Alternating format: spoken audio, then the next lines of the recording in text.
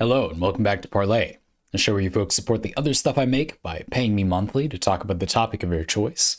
And this month, Yatogami is revisiting a topic from an archive parlay. That's the kind of free version of this that I do during my Twitch live shows. Yatogami says, for my September parlay, I want to revisit a topic from an archive parlay. In summary, it resulted in a discussion of knowledge versus belief. This tickled my brain because the definition of knowledge was put forth by Plato in ancient Greece. This is going to be that kind of parlay, that knowledge is characterized as justified true belief. Specifically, this is a form of propositional knowledge. Stay with me here, folks. I got you covered. Hold on. In essence, knowledge that, as opposed to knowing how. In other words, it's a knowledge of facts, not knowing how to do something. Formally, the tripartite analysis holds that the following are necessary and sufficient conditions for knowledge. The subject S knows that proposition P is true if and only if the proposition P is true, subject S believes that the proposition P is true, and subject S is justified in believing that proposition P is true. You have said, remember this is Zandy said, that belief is kind of defined by unknowability. In the context of justified true belief, though, belief is more committal. It's not enough for the subject S to be highly confident in proposition P. The belief must be outright, in contrast to the colloquial usage of the word. There's more parlay, but we're going to pause here. Right, so to summarize so far, in a previous parlay question you asked on Archive Parlay, I said that I think the difference between knowledge and belief is that belief is kind of defined by the fact that you don't really know. It's the absence of knowledge. And what I meant was, just as you say, in contrast to the colloquial usage of the word, it's not this kind of justified true belief you're discussing. I was referring to the colloquial usage of believe, which now that I think of it, now that you say it this way, really means something more like assume. Like when people say they believe in something, they're using that word in a way that means something like that they assume that thing is true, or they have decided to go with that thing is true, or they have a feeling they can't logically explain that the thing is true. And you could think of belief differently. You could decide that it's more of a surety. Now that I've clarified that, this is a different meaning of belief than I meant, like a colloquial version of belief. And Yatogami's parlay is basically about coming back to that topic. Like, let's dig more into what the heck is belief, basically. Let's break down that whole subject S knows that proposition P is true thing, so we're all on the same page about that.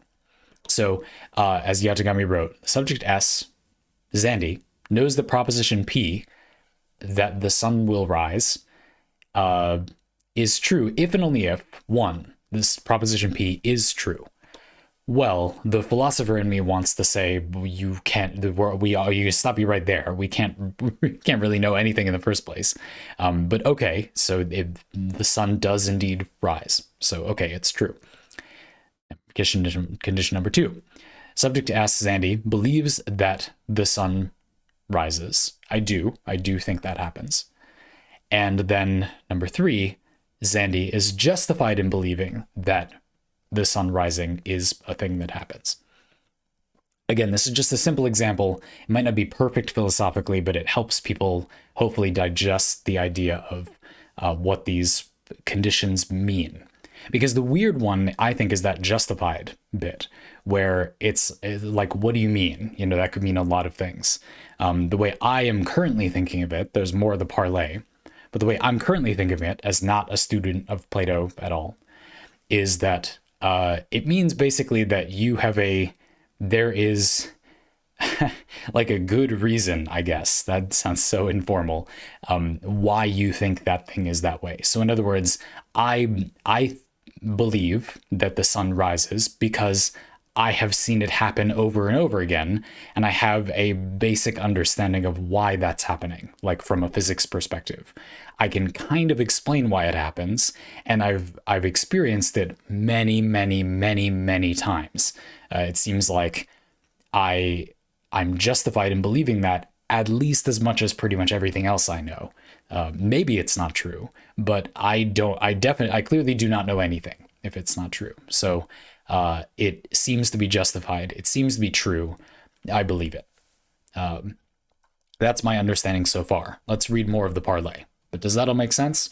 Just to give you another quick example, the I guess the problem would be that something could be true and you could believe it's true, but you could be unjustified in believing it's true. I think a really good example of this is conspiracy theory. So there might be a few conspiracy theories that are real. Maybe. Probably not, but maybe. The thing is that the people that believe them don't have a good reason for believing them. They should be ridiculous. Maybe they happen to not be ridiculous, but the person who believes them, it's not that they believe them because of a good reason to believe them. They're not justified in thinking that. They're just paranoid and they want to believe something that would make the world like a cynical, hostile place, which would be gratifying to them in some way, which would resonate with their mental experience. And so that's why they believe it, which is not a justified reason to believe in that thing. That's what I'm currently thinking. Again, unbeknownst to the believer, it may actually be true that the conspiracy theory is a thing. Probably not, just to be crystal clear here. But just as an example, but to have a justified true belief of that, you would have to understand like solid reasoning why that is true. I can't think of any immediate examples because conspiracy theories, am I right? Anyway, let's read more of the parlay. But that's where the kind of justified bit comes in my mind. Yatogami says, my thinking is that belief and justification thereof are the products of perception and judgment, both of which are fallible. Truth, meanwhile, can be thought of as needing to be accessed. It's a matter of how things are, not how they're shown to be. This distinction leads me to conclude that absolute truth can only be established by some kind of ultimate arbiter that has access to all truth. Otherwise, we have only what truth we can access with our fallible perception, which makes this definition of knowledge untenable. Okay, so this part of the discussion is about the idea that, kind of like I said before, like we can't really know things in the first place. So we can, within our frame of reference, we can have it be that a proposition is as close to true as we can get, which is not close enough. And then once we've decided that's okay for now, we don't know it's true, we can't know it's true, but it's as close to true as we can get, then we can use the justified true belief thing. But we don't actually know those things. It's just something that we might say it's close enough. Or again, like I said with my sun rising thing, that might not be true. But if it's untrue, I clearly don't know anything, and nothing I say means anything. So I have no choice but to assume it's true. With this amount of knowledge, this amount of data, it's reasonable to assume it's true. I do think it's justified, for example. But can we fulfill the condition that it actually is true? No. I would agree, Yatogami. We have to make judgments, especially when justifying the thing, and perceptions, and those things are deeply fallible, that prevent us from kind of accessing whether the thing is true. So yeah, the idea that we can't really know a thing, and so the topic of this discussion then shifts to being about how knowledge is not really competing with belief, because we humans have no business with knowledge. We don't have it. We have justified true belief or our convenientified version of it, but we don't have knowledge, maybe. And so to define belief by being like about unknowability is weird when you get into it more objectively like this. I think I see what your point is. So to back up for a moment, I think I understand where you're going with this, Yatogami. The idea is that, yeah, colloquially, I think there's a difference between the colloquial version of belief, which I argue is often to assume, basically, and to know or knowledge, which I would argue colloquially, that means like I have pretty clear and defined reasons for thinking this thing. Or I would love it if people used a slightly more firm version of knowledge that was, I have in some meaningful way checked or devil's advocated this thing that I believe to the point where it seems to just be true. Sure. But those are still pretty colloquial, informal, non-absolute versions of knowledge and belief. when we get into more absolute terms, it doesn't really make sense to compare those two things for humans because we don't have the knowledge thing. It's not everything human is defined by unknowability. So it's not that belief is defined by unknowability. On the contrary, because we don't really know anything, it might be better to think of how a belief can be reinforced rather than how there's this other thing that we humans can never really have, as far as we know. And a belief might be reinforced by, again, us believing it really strongly, and also by us having like good reasons or reasons at all for believing in it. Which may be a more useful way to think about why people think things. I will, of course, not hold back on relating this to making builds. Why would I? And so the thing that comes to mind for me is how, nobody knows the true state of a game. Nobody knows the real meta of a game. There's really only perspectives and more useful perspectives. And I often argue that it's important not to try to be right too much, but to still attempt to give useful advice, to think about advice being broad. There's a classic experience I have in the comments section of build-focused videos. And what happens is I'll say a thing that's an easy to accept general claim, but then some people come out of the woodwork saying, but I am the one exception to that general claim. And it's like, okay, yes, but it's not that that's not true for you, or it's not that that's not a reasonable assumption, but you can still have more. We don't have to know a thing for sure for some things to be more useful than others, basically. Belief doesn't ever need to become absolute for some belief to be like more belief than other belief. You have one obscure mod that is randomly generated. That means that for you, this isn't good advice, but you are literally the only person on planet Earth for whom that is true. So it's not that your situation isn't like real or whatever, but my situation in that example, I'm focusing on myself, is more what most people's experience is. And I know that because I have logical reasons why I can, break that down. It seems to be that your upgrade is something rare. The odds of getting that upgrade are very low. We can demonstrate that. And so I am somewhat justified in my belief that that doesn't apply to most people.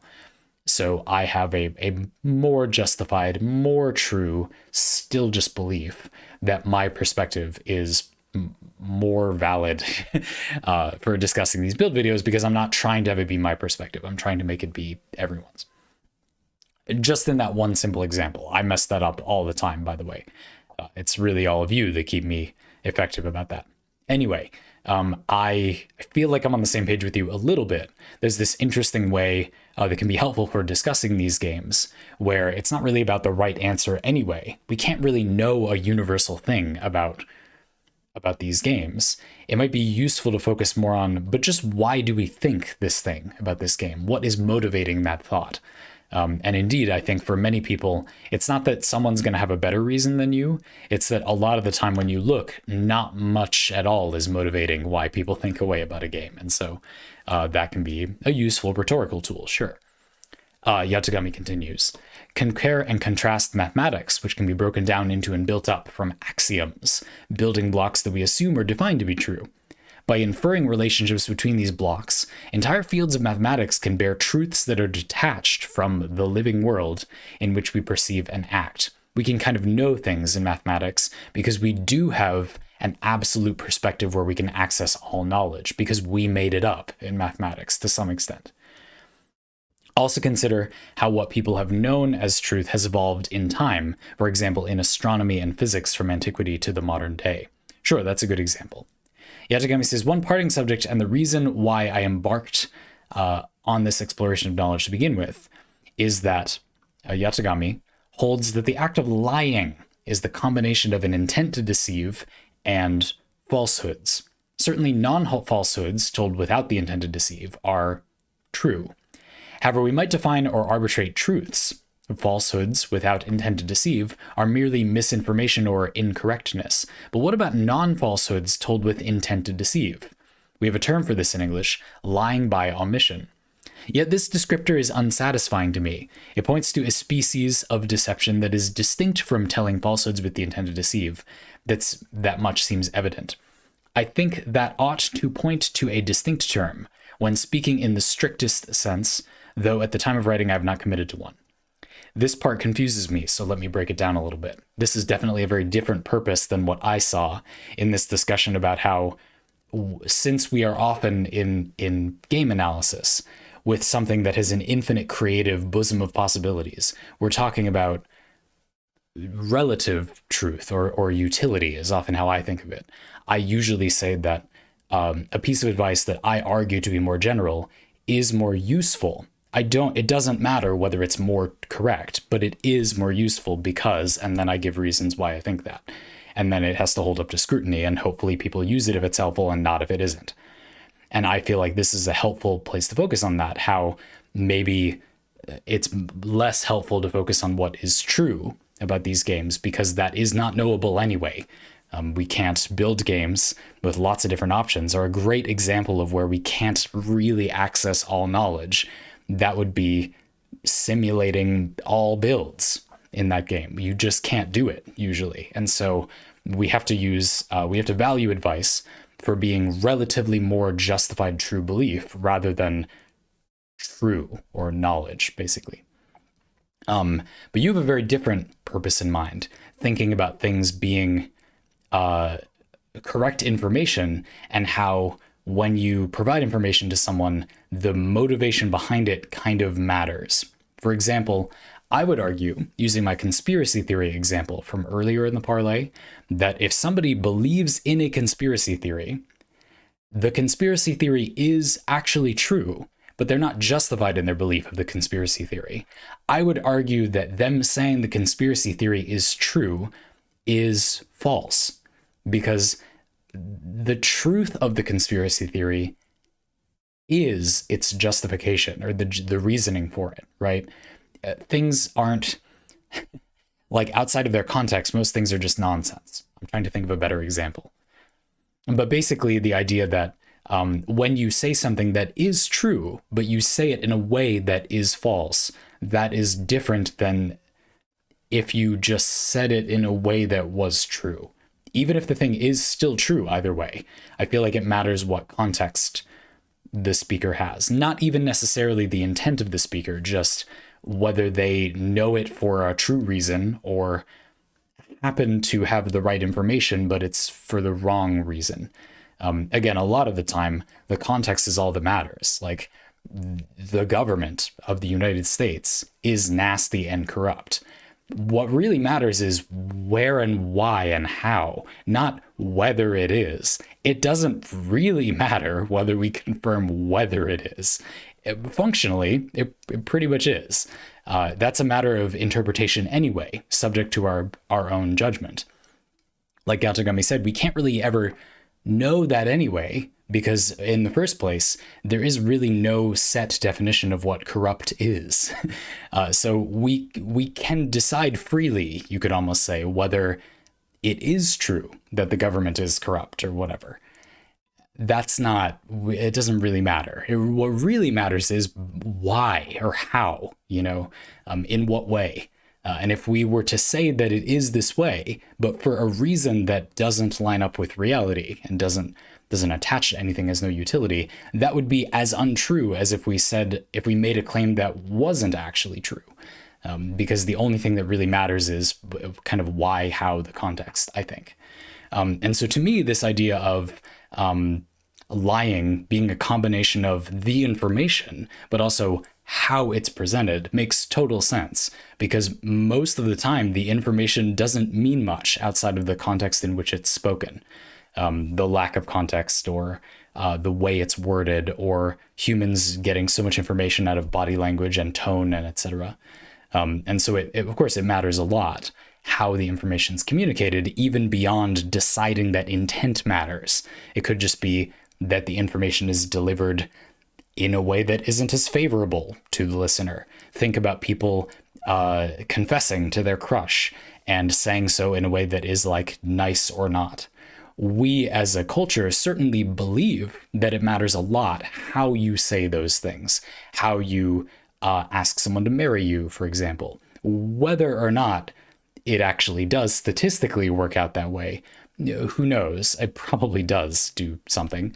But we as a culture certainly place a lot of import on how, why, what the context of that thing is, not on necessarily the information itself. No one looks at a confession and is suddenly saying, but do they really love each other? You know, I think they should be saying that. But anyway, people don't do that. They usually focus on, was that cute? Look how cute it was, the way they did it. The framing, I think, matters a lot. Maybe that doesn't feel relevant to what you're discussing, but in my mind, that makes sense. I'm going to read what Yatogami wrote again after rambling about context for a while. Yatogami said, I hold that the act of lying is the combination of an intent to deceive and falsehoods. So to back up for a moment, we have kind of two options on each side. The knowledge is true or false, and you intend to tell truth or falsehood. So lying is when both of them are down here. The knowledge is not true, and you are trying to tell untruth. There's then four possibilities. The knowledge can be true and you can be trying to tell truth. The knowledge can be false and you can be trying to tell a falsehood. The knowledge can be true and you can be trying to tell a falsehood, or the knowledge can be false and you can be trying to tell truth. Knowledge, true is easy. False is easy. False true is incorrectness or a mistake, misinformation, I guess. Misunderstanding, not really misinformation. So what Yatogami is digging into is, but what about the true false thing? The information is true, but there is the intent to deceive. What of non-falsehoods told with intent to deceive? Lying by omission in English.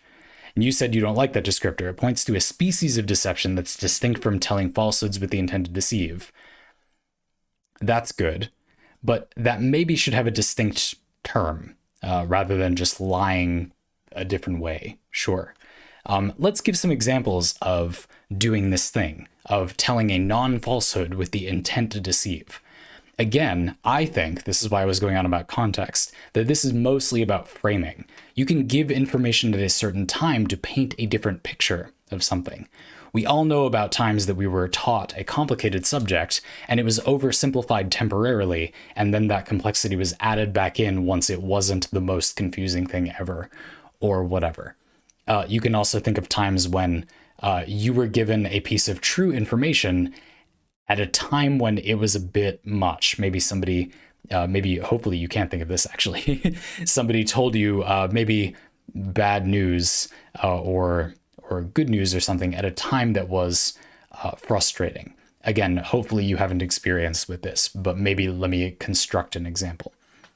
You and somebody in your life are both interested in someone. I don't know why I'm on romance with these examples. Lying, am I right? And it's going well for both of you. It seems like the person is torn between the two of you as potential partners. Perhaps they would be willing to date both of you, but anyway, who knows? Right now they're torn. Something good happens that you could construe as meaning that the other person is going to be dating this person you both like. And they choose to tell you this information at a time when it kind of seems more significant than it is. Basically, imagine that every other day, you and the other person, you then the other person, you then the other person go on dates with this person. If the other person told you how the date went and it went well, every day they went on the date, that would give a different impression than if they told you how all the dates went all at once. It might seem like suddenly a date went really well, or there was a ton of momentum or something. That would create a falsehood. That would create deception out of only things that are true, out of only saying things that are true. I agree that if you agree this is a reasonable example, that isn't really the same as lying by omission. Lying by omission, I think, implies falsehood by including information that is individually true, but taken as a whole is false, right? I feel like lying by omission kind of isn't this thing we're referring to. I feel like if you want truths that are told with the intent to deceive, that is not lying by omission in my book. I feel like you need to do something where contextually, or the perspective painted by the way you tell the truths, causes a misunderstanding deliberately, basically. Which again, like, I feel like that's actually not that hard to do, but is, in fact, you know what? Now that I say it that way, this is frequently done by accident, I guess most of the time. You are in your daily life with people. And again, maybe you only have energy to give them your attention about something at certain times during the day, which then paints the picture for the other person that you care much more about that thing. And you do care more in that moment, but it's not really because, you know, they got the wrong idea, even though you were telling the truth that you cared about the thing they were doing, something like that. It does feel contrived to give examples of, and it's all relationship stuff for some reason. But yeah, I do think there is a distinct thing here. I'm not sure I'm going to be able to pair it apart, as you can maybe tell. There is a distinct thing here that is deceiving by giving only true information. And I guess it is kind of lying by omission. I'm really chewing on this. I hope that's not too confusing. Another example would be, I didn't do this on purpose, but some people do. You could say that in a game, like a buildcraft focused game, you're making build decisions, there's lots of options in the game, and you could say that many options are good enough to get the job done. And then you could show people a mission that you could frame it as if, like, this is a high level mission for which that would be a meaningful test, and then use those weapons and demonstrate that indeed they are adequate to get the job done. You could do this in such a way that it made it appear as if the game was a world in which that was true, but it actually isn't. You're actually avoiding the parts of the game or the weapons or whatever. You're not going to test all of them that don't fit that argument. Basically, you're using the best evidence, you could say. But you could view that as telling a lie using things that are true. And you are kind of doing a lie of omission. But I feel like the spirit is a little different than that. I do kind of agree with you. There's this feeling like the thing I don't like about lie of omission is that the key thing is that you are constructing something by telling these truths. You're using truth to construct not the purest image of reality, but a specific modified image of reality. That's what the lie is, basically, right?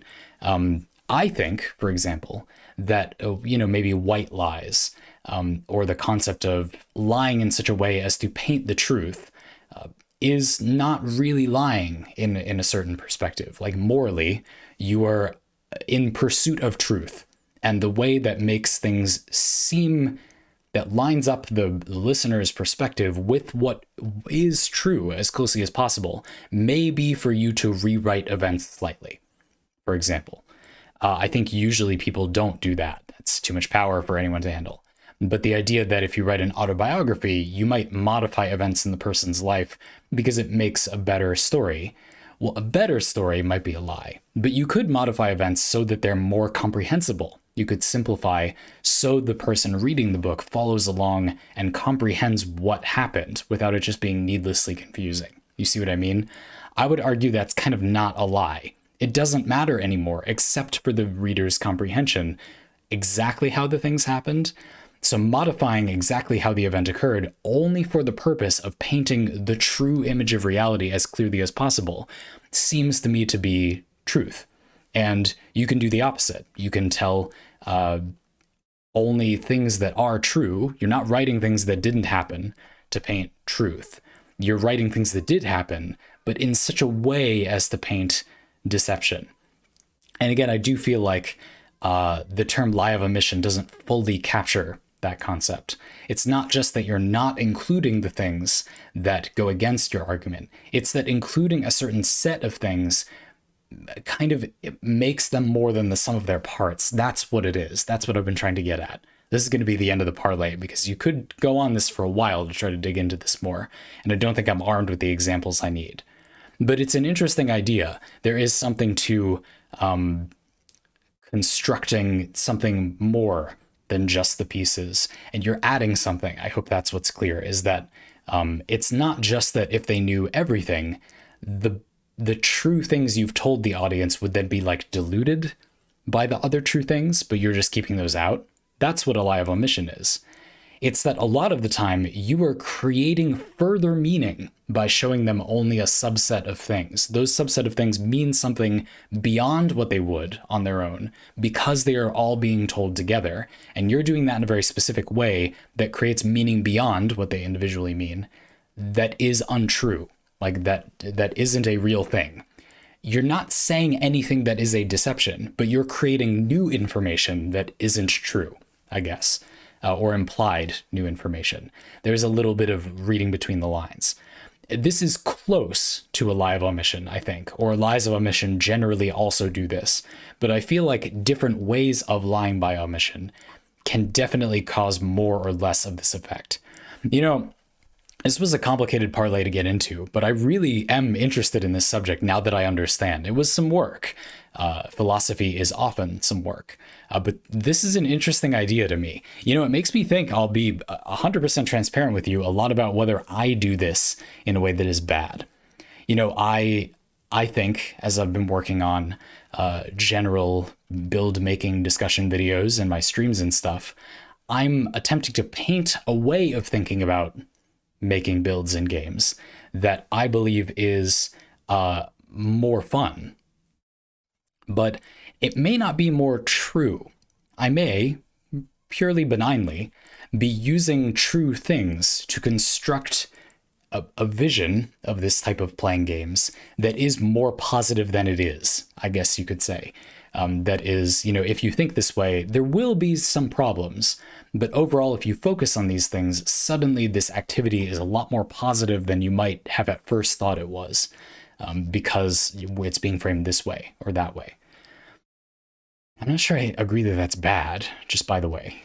But yeah, I don't know. I'm going to have to think about that. But yeah, this is interesting. I don't feel like I've made any conclusions yet about what to do about this. But I do feel convinced that there is some element of constructing further false information out of a piece of true information that isn't as encapsulated by lying by omission as I at first thought it was. And that is common. It's very common. Nowadays, we have a lot of people that are focused on checking facts and focusing on whether a thing is right or not, which this parlay has really dug into. Like, that arguably kind of doesn't matter quite as much as you might think. It's maybe more helpful to focus on what is useful. I have constantly argued over the years. But further than that, it reveals that the more relevant form of lying may be constructing further previously unexistent meaning. Unexistent felt better than non-existent there, I don't know, out of things that are true. The very superficial and shallow way that the internet checks information will detect this as being truth, but it's still constructing things in a way that is a deception, that is smoke and mirrors in some way. Now, again, I don't think that's necessarily bad. People have this real moral leaning toward lying, right? And I said earlier that I think you can often be working in the name of truth and understanding by technically lying. And that doesn't matter. It's very shallow, I think, to focus on, you said this thing that technically isn't the letter of the law correct, but you said it clearly only in pursuit of understanding. That's completely unobjectionable, in my opinion. It's hard to do well, but there's no moral quandary there. I think the issue then is that the same moral quandary, I do have a conclusion, the same moral quandary exists in this sort of information synthesis using truths, this kind of lying by omission extension. Just like when you technically lie, but you are trying to tell the truth, for a positive reason, not because you're just wrong, but because you are attempting to make truth more understandable. The things you were saying are technically not true, but you're building more comprehensible truth that does line up suitably with reality. Well, that's hard because you're very tempted to modify things a way that suits you, if applicable. It's quite tempting to just take shortcuts and oversimplify. It's difficult to know what simplification is harmless. That's another very important detail. It's hard to have everyone who you are technically lying but trying to tell the truth to. It's hard to have all of their perspectives. You may omit something that you are omitting to make things clearer, and you did make things clearer, but possibly unbeknownst to you, that information actually was very useful. And so your constructed truth, in the name of truth, that you were doing purely altruistically, is harmful in a way you didn't know, you were not fully aware of, or it would have been hard to know about, right? It's extremely difficult to lie with no negative consequences for this reason. Even if you do it for a positive reason, if that information was relevant, it's quite difficult to know what won't be missed, basically, in that story. And I think it usually is simplification, or maybe adding details sometimes. Likewise, if you construct further meaning out of things that are true, but you're kind of cherry picking a bit to create a more than the sum of its parts impression from those things, omitting some things, lying by omission, and creating further meaning, it is very difficult to know whether the things you omitted and the more than the sum of its parts vision of reality you've constructed is losing people's stuff, you know? I might think of it as, well, I'm going to come out and recommend playing this game this way. And that's better because from my limited perspective, you know, you're getting a better world than by cutting off these parts. But maybe those parts have a benefit I don't know about. A good example would be modding a game. So for example, I play Risk of Rain 2 with quite a lot of mods on personally. I think you could argue, pretty much made a new game out of the game that was there. Now, I don't think so. I think that I took what was there in the game and I made changes that revitalize content that is there. So for a quick example, there are turrets you can buy in Risk of Rain 2, but they don't move and they're often at random places on the stage. It's most effective if they can shoot a boss or some enemy that survives a long time, but they hardly ever do that because the boss spawns on a teleporter. I have a mod that teleports all of your turrets to the teleporter. This is a big change from how the game normally works, but the effect of it is simply to make turrets do something.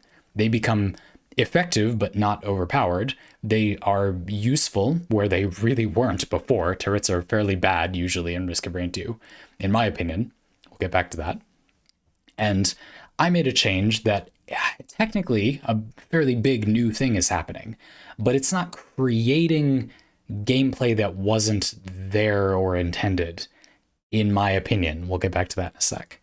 It is me choosing a way to revitalize part of the game that I think doesn't work. But there's a lot of problems here, pretty obviously, as I've been going through. I don't know that there is no good way to use turrets. I think I know it is a somewhat justified, somewhat true belief. If you just buy turrets, they aren't that effective. That is somewhat true in some way. And I have reasoning for why that is and what would make them more effective this way. There's not no justification, but I can't possibly know every way you could make use of turrets. I think I know a lot of those ways, which makes it a more justified, more true, more belief thing, sure. But no one knows all builds, after all. Another change I made was to make all chests into shops. In Risk of Rain 2, you see, you get random items out of chests. That's most of how you get items. As a consequence, most items in Risk of Rain 2 combo together. Now, of course, to create a big variety of items, there's got to be a variety of effects. And quite a few of them are, they're very good when they're good, but if you get them completely randomly, you usually get them when they are not useful. A really good example is crowbars. Crowbars are an item that gives you more damage to undamaged enemies. If you've played games that have this kind of thing before, that's not exactly what crowbars do in Risk of Rain 2, but just give me a break here. More damage to enemies with above 90% health. Anyway, You know that this type of item, kind of more damage to undamaged targets, is effective when you do big spikes of damage, an individual hit that does a lot of damage, right?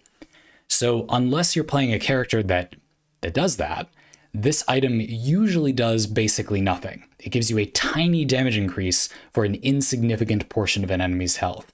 Unless you do a huge chunk of damage, you concentrate your damage into one hit, right? This item doesn't really exist as a thing that affects the game most of the time, unless you can choose when you get it. Now, if you play co-op, you can funnel these to another player on your team. But if you play solo, usually they're just kind of an awkward part of the game, or sometimes you get a chest and that doesn't power you up. I put on a mod that makes all chests into shops. You can pick from 3 options every time there would be only one random item you got. The 3 options are still random, but this means that to a much greater extent, you can avoid crowbars when they don't affect your character and get them when they do. Now, obviously, there are some pretty clear build consequences. Characters that are good with crowbars get a fairly big buff. The game overall gets a bit easier because most characters who wouldn't benefit from crowbars will almost never get them where they would have gotten them a small amount of the time before. So you get, 1% more items, for example. Is that a huge change? No, but, and there are some good points as well. It does make runs a little more reliable, because if that crowbar is one of your very first items, you go from getting basically nothing to getting something really potentially impactful, sure. And if you did that for more items, you can see how that would have a combinatory effect and change the feeling of the game. It could possibly change it from a game that felt very random to a game that didn't.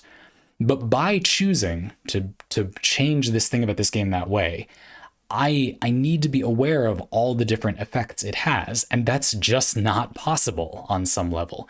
Even the developers aren't aware of all effects that has. No one is aware of all effects that has. Obviously, it's better, I would argue, if my belief that it is a good change is more justified, more true, if I'm aware that more crowbars makes the game a little easier if you can pick not to get them when they're not useful, if you can pick to get them when they are useful. I know that is a thing that is true in Risk of Rain 2, so I don't have to worry as much that I've heinously unbalanced the game. But I can't know every consequence that has, of course. And so I am kind of subtly changing the game in a direction that, again, to say that this is more the real Risk of Rain 2, there is kind of there's additional stuff happening there. I'm not just making a prettier version of the thing that was there, if I were to tell somebody that this is how Risk of Rain is by default, this could be kind of a lie by omission in the sense that I'm trying to make a game that it does the things Risk of Rain does well, but I'm doing it using only showcasing parts of the game by letting people buy from 3 items in a shop. I'm showcasing the good version of crowbars. When you get a crowbar and it's oh, that's cool, I can boost my damage in this situation. That makes that part of the game look better than it is. Or was it good in ways I didn't appreciate before I changed that? It's not entirely clear. I am a little bit changing the crowbar just by framing when you get it, basically. I didn't change the item, and you could argue that the player who doesn't even know about these things will pick it for the first time and not know what a crowbar does and say, oh, this increases damage when enemies are over 90% health. That's not good for me right now. But because I framed it as being something that you can maybe pick, it seems as if the item is maybe less niche than it is, because you're thinking oh, but you could choose, right? And then later, if you learn that no, in fact, that is not the real version of the game, the information you learned about the crowbar isn't as true as it was. What a crowbar means in the context of real Risk of Rain 2 is different than what it means in my constructed Risk of Rain 2, even though I didn't change what the crowbar does. That part's not a lie. Now, I get that in this case, I did lie because I made a false version of Risk of Rain 2. Well, I didn't lie, but in my examples, Andy did lie. But I hope you can see how there is meaning attached to things just because they're contextualized differently. They come to exist in a reality built of a select set of truths. And that reality generates new meaning that wouldn't have been there if it was alongside a less select set of truths. And I think that's odd, maybe really good. I think a really key example for editing, for cutting. If you develop games, if you write, you need to cut. You should get rid of as much of the fat as you can, because you can see how great positivity can come out of just removing elements from a game or making things maybe less random. That's kind of a topic for another time. But I do think it's important to keep in mind how around every corner, it's easy to assume that you understand every implication of the change you've made when you construct truth this way, but you don't. You never do. So I'll think about this more. This was a really interesting one that I hope you felt I covered in an interesting kind of 3-step way.